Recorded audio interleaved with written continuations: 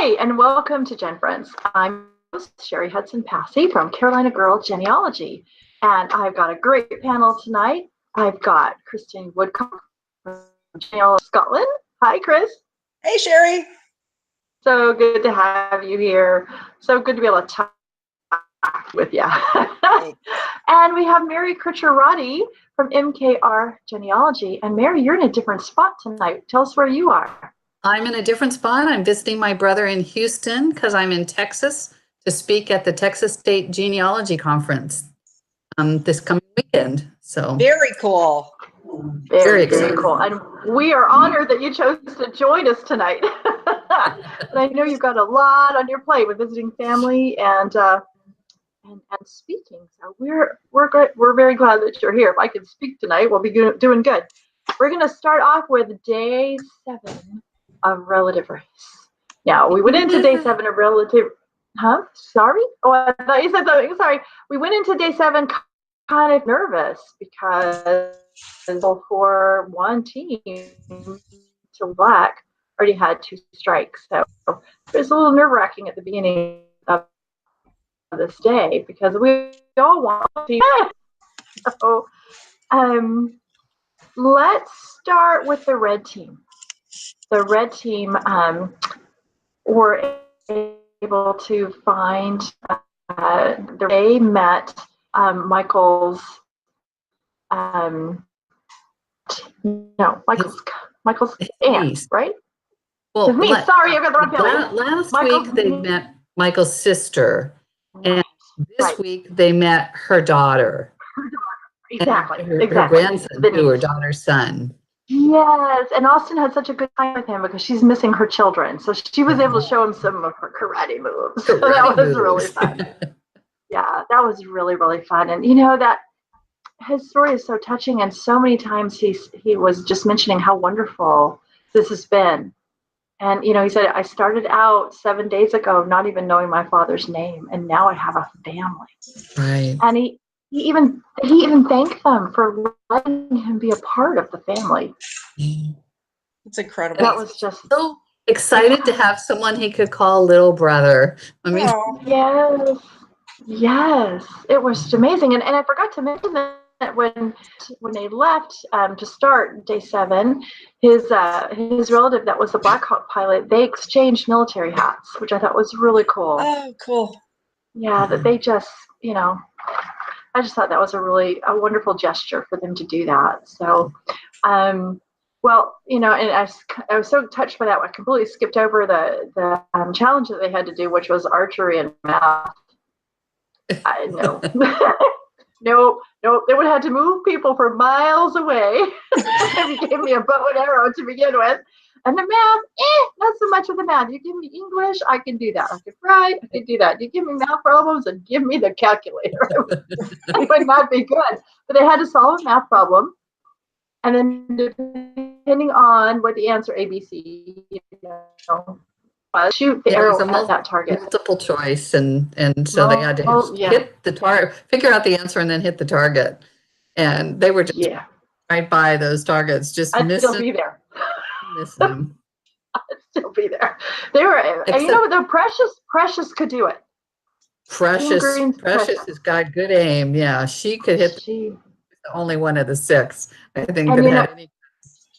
Most of them were saying they had never picked up a bow and arrow before, is what most of them were saying. They had never even done any archery before, so you could tell.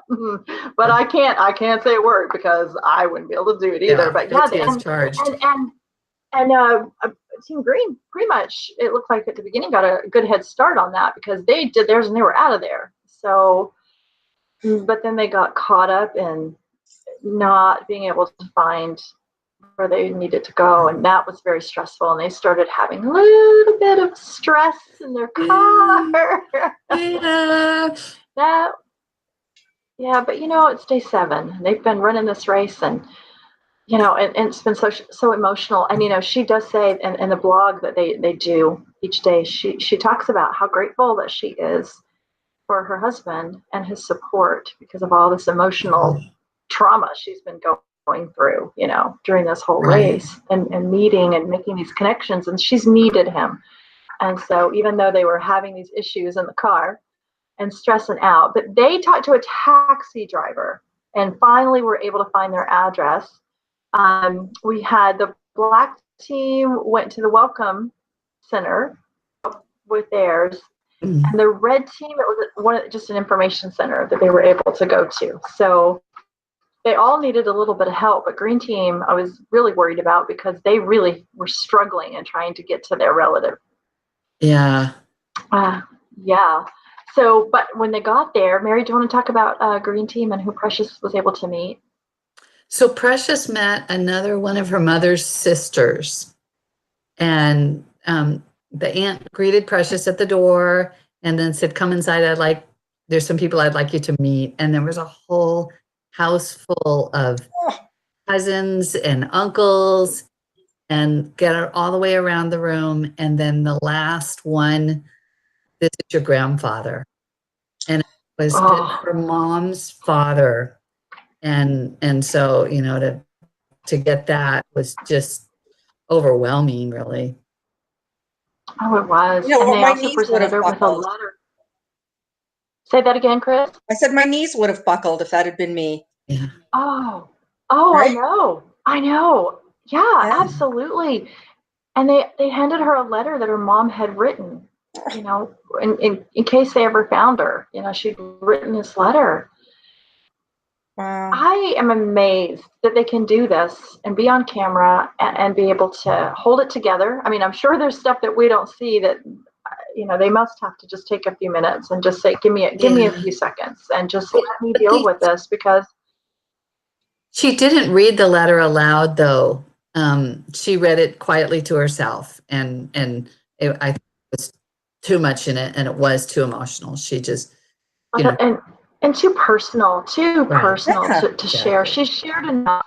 right. She shared enough, and we've been able to see enough of her journey that she needs to keep some of those things private. So I respect that she needed to do that. Totally. Yeah, right. And she did have a few minutes on camera.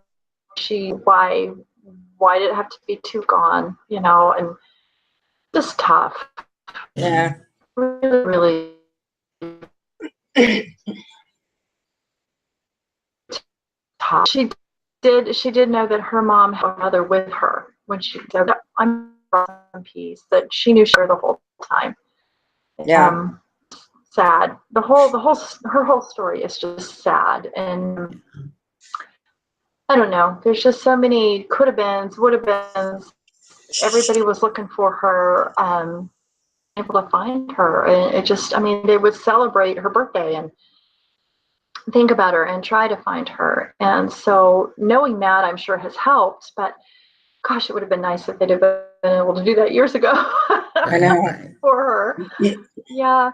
And of course, the song Face to Face. Oh my goodness.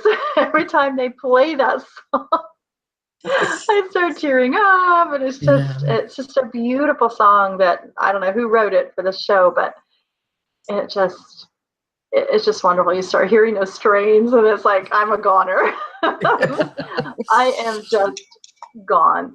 So we had those two emotional stories, and then we have Team Black. Well, Team Black. I love Team Black because they make me laugh.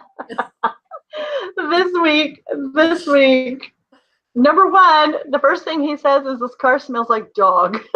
He says, "Jericho, are you?" She says, "Yes." Apparently, he's allergic to dogs, so not very well for them. And then they find out they're going to Tennessee, and they're going through the mountains. And apparently, Joe's never driven in the mountains before. I'd never been through a tunnel. I had no idea you could go through a tunnel. And come out on the other side. Wow. Oh, yeah.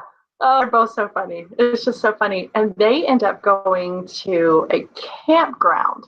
Right. They're meeting their relative at a campground because they're from up north, and they do a lot of camping. And I guess they said, "Well, we'll just camp. We'll just come on down and be a part of the show." More than that.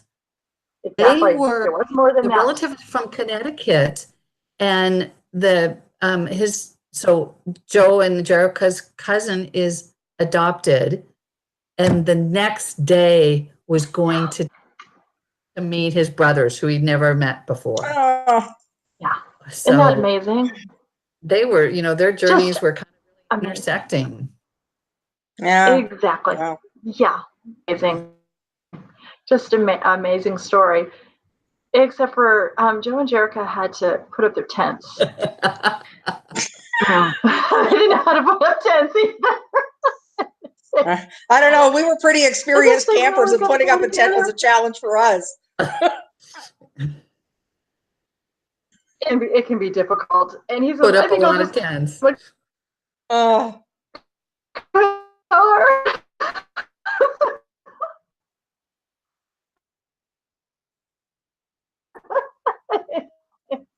because he said you're not professional campers.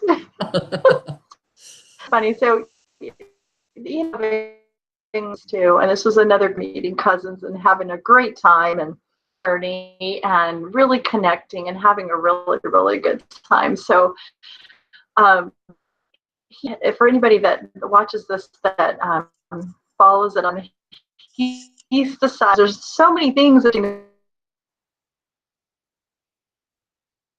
I've never done before that relative race is trying really hard to get them out of their comfort zone as much as possible journey. So that's what I told him. I said, it's just a bucket list. Yeah, I learned today. And of course, Team Green, no strikes. They haven't received any strikes. They've got all these day 10 benefits. Team Red strike, a team benefit, and Black has got 2 strikes. And they have any day 10 benefits? Maybe they do, and I've forgotten. Anyway, so Dan Black is has listening to the stories. I don't think they've ever come in first. I think this was the first time they've come in first. No, I think they've done one before, but I don't know. The days are confusing to me at the moment. I can't remember. It seems like they've come in first at least once before, but I can't remember now what they chose. Anyway, so Dan is listening to their story and is tearing up, listening to everybody's stories. And then he starts talking about the hours and they're seeing Black. did we just lose her? Yeah, we lost her. So. My goodness. Yeah, so it's you and me, kid. Okay. Here comes the IDG. Yeah, you're back. Hey there. Oh, she's not on yet. She's just thinking about it. Okay. I popped out there for a minute. Sorry, guys. You sure did. Well, I'm back. Let's continue. See, I was so excited that Team Black had won. They didn't get a strike. So we want to keep seeing their stories.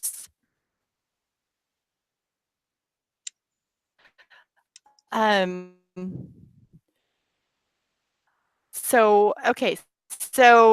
Team Black, Team Red, and unfortunately Team Green. But that means everybody gets to go on for the next. Tomorrow will be day. See what happens with that. So, anyways, I apologize for the technical difficulty. Saying that she's hearing me. So, Chris, can you hear me? Sometimes. Oh dear. Well, we're just gonna have to. I'm not sure what's happening. I'm all hardwired and plugged in here, and so I guess we're just gonna have to muddle through. Sorry, everybody. Every time I think I'm not sure what you said, my brain picks it up. So we're okay. We're good. Oh, yeah. That's kind of where I am. Sorry. But... Anyway, I'm sorry. Well, we absolutely enjoyed day 7, waiting for day 8. So let's quickly get on to Long Lost Family before I get kicked off again. I don't know what's happening. So maybe something's going on with my internet. So Long Lost Family, we start out with Audrey, who's looking for her biological brother who was given away. Yes. She has her sister and then her mom. Do you want to tell us about that, Chris? That way that people hopefully can hear you. Yeah. Yeah, it was actually quite an emotional story because the mom and dad had been married, right? Had they been married with him? Yes. Yeah. And they had the Left two by girls. that time. Mhm. Right, right. But it's really funny because the mom was just so. I almost got the sense that she didn't want to put too much hope into it. Because when she was just with her girls, she was really animated. But then after there'd been anything with Chris Jacobs, it was like, was it Chris? He was like, maybe not, maybe not. And then when she had the chance to actually to see him, oh my gosh. It's again, there was the whole thing in both of those episodes when you saw them and how much they look like their mother. The brother looks so much like Audrey, because that's the first thing everybody said is, "Oh my gosh, you look just like Audrey." And I remember thinking at the time, everybody says we all have a clone somewhere, we all have a doppelganger. So after watching this show, I'm not so sure we do. I'm going to start asking everybody that looks like me, have you ever been adopted? And Do you have an let's do a adoption DNA story in test. there somewhere? and hand them that swab, hand them that test, just Yeah. to see. Yeah. That's too funny. And Well, it was it so was cool amazing because too, they had the whole because music piece as well, right? yes, the whole music. Yeah, Yes, and they saw that's him singing. amazing. And the one thing that they said was that they had hoped that the dad had, or that it would be kind of cool if he had some musical ability, because that was such an important part of the dad's life. And then here he did, and that was just phenomenal. Well, and the he was part able to play. that was so sad in that story is that he was adopted, and the adoptive father, after he was 2 brought weeks. home, Yeah. yeah, 2 weeks. said And you 2 think of weeks. that poor mom. It was The 10 poor mom days. wants her kid to be raised by two parents, right? And then that didn't even happen. Right, right.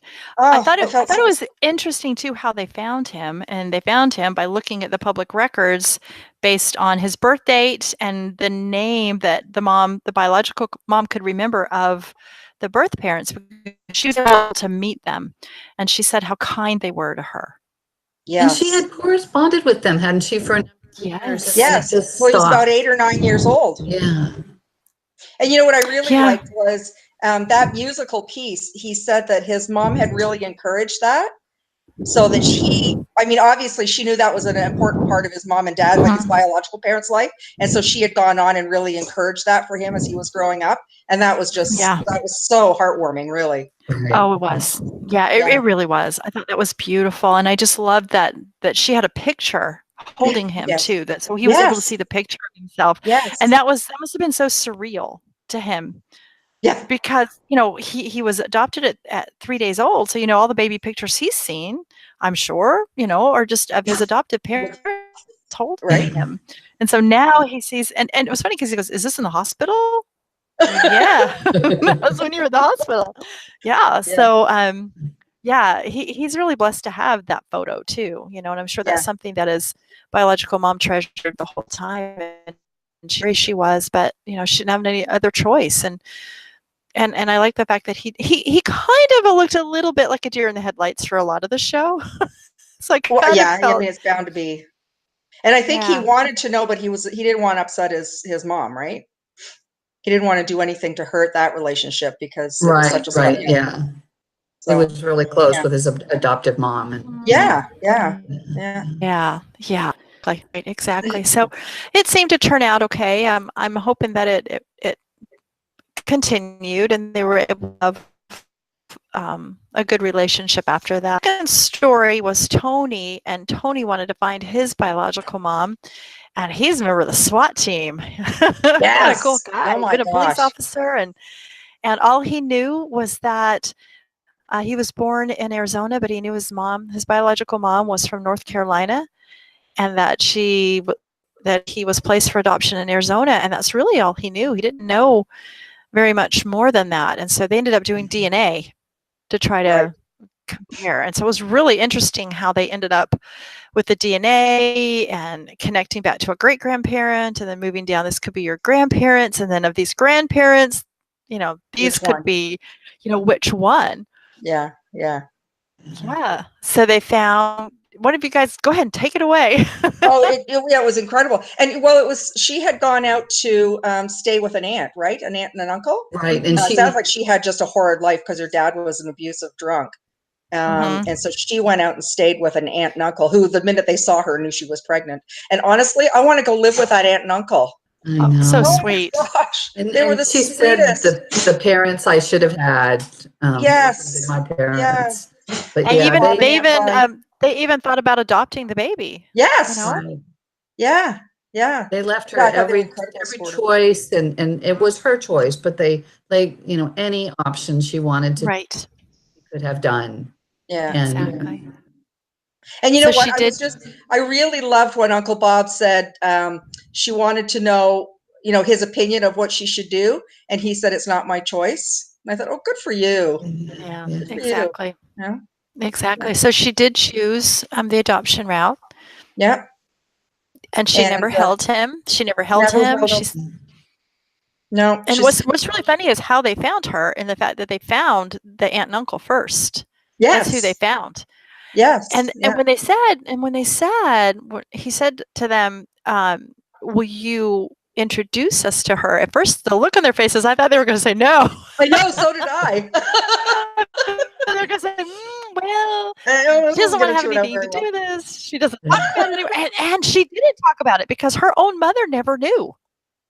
Yes. She never told anybody. So the only people that ever knew were her aunt and uncle. Very interesting. And they never talked about it, and they never told. So they said it wasn't their story to tell. So he goes in. Yeah. And the man who was searching for his mom, I loved. He wanted to be able to believe that his mom would be proud of him. I know. He'd been in the Marine Corps and the SWAT. He wanted that.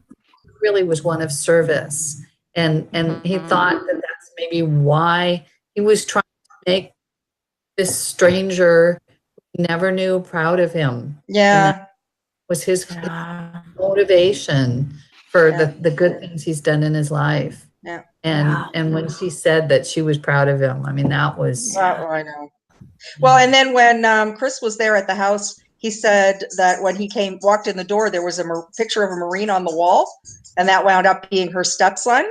And he said that your son is a Marine. She thought that was just awesome as well. Yeah. I wonder if she had any other children, because she kept referring to him as her firstborn son. So they never brought. No, I think bring they any of that in, but I just didn't. Maybe not. It just was interesting that she kept saying my firstborn son. So I didn't know if perhaps she had any other children and they just weren't going to be a part of the story right then or something, but maybe. They were the meeting was very interesting and intense. I thought. Yeah. Well, you know what? I just got the sense that she was making up for 40 odd years of not having held that baby. Yeah, me too. And he seemed to be okay with it, because sometimes we see them, they're kind of going,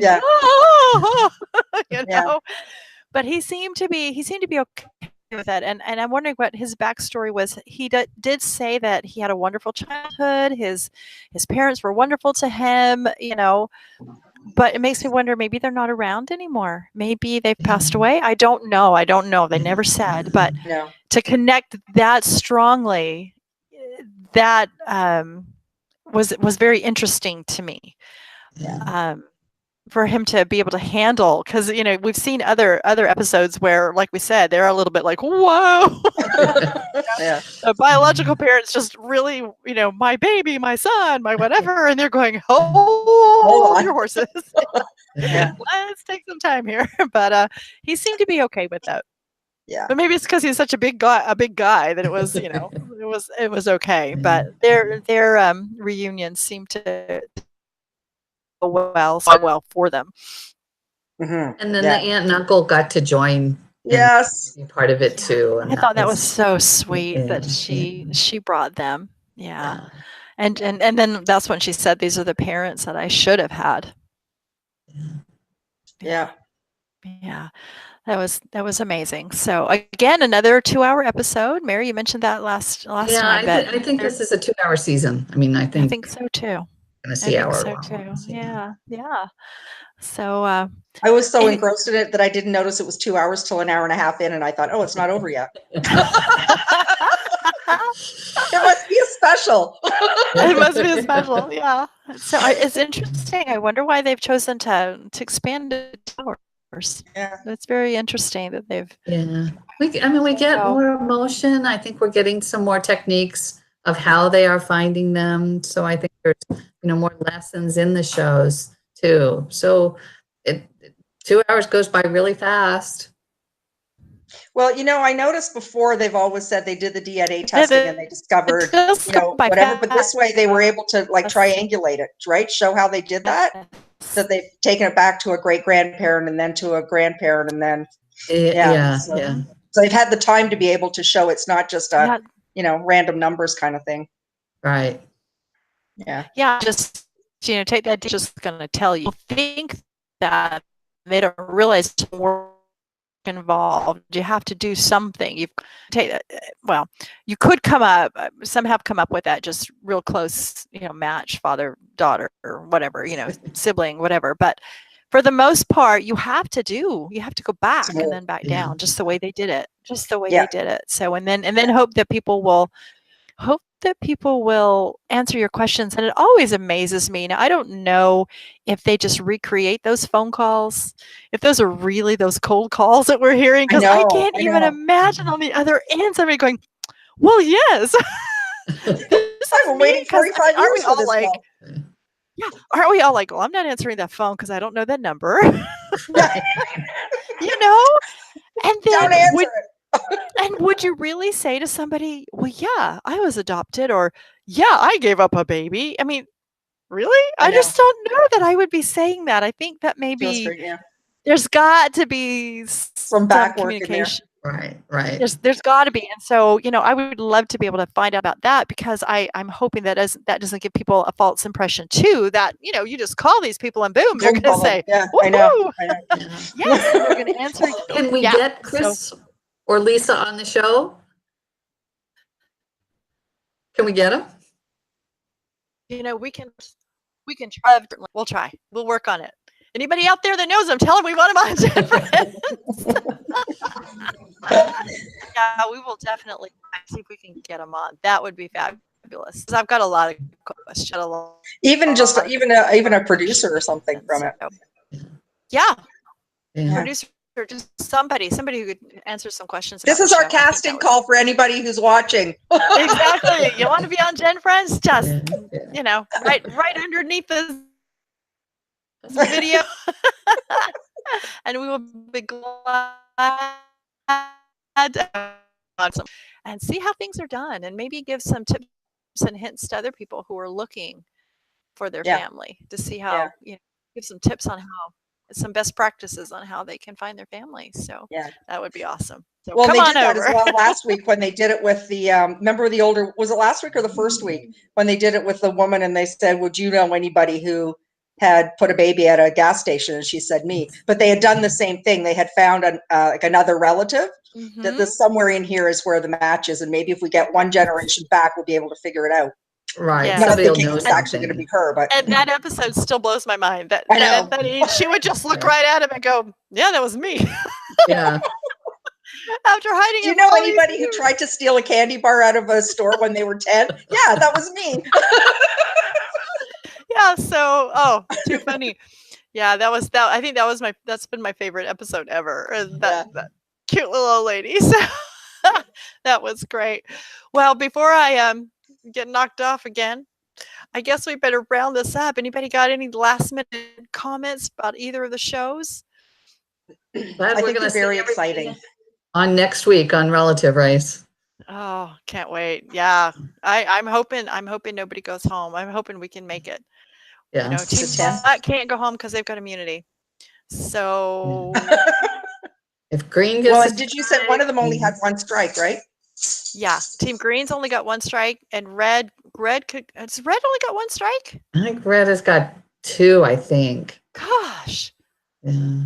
Gosh. I've been getting this season, I've been so caught up in their stories, I'm forgetting who's got what strike when. But Team Red, Maybe they only have 1. I'm thinking they've only got one strike. I'm thinking they've only Yeah, I got one think you're strike. I right. really do. And I really think that Team Red has got an advantage with Austin because she keeps writing everything down in her journal. So Yeah. if it is a challenge on day 10 of remembering things that they've done, Yeah. she's got it all written down in her book. So Yeah. that was a very That's just smart so idea. that's just so key for later as well, to be able to look back on all of that and, you know, the raw emotions of the time. And yeah. Yeah, I mean, think about the things that we've all done in our lives that have been very emotional. How much of it do you really remember unless you know, I think Exactly. sometimes I those mean, really, emotions, it's the highlights, right? It's what you repeat to others. It's not the, right? yeah, Yeah. Exactly. Absolutely. Exactly. Well, with that, ladies, we will sign off for tonight, and we will see everybody next time on Gen Friends. All Bye, right. everybody. Thanks, Cheri. Bye. Bye. Bye. Thank you. Bye.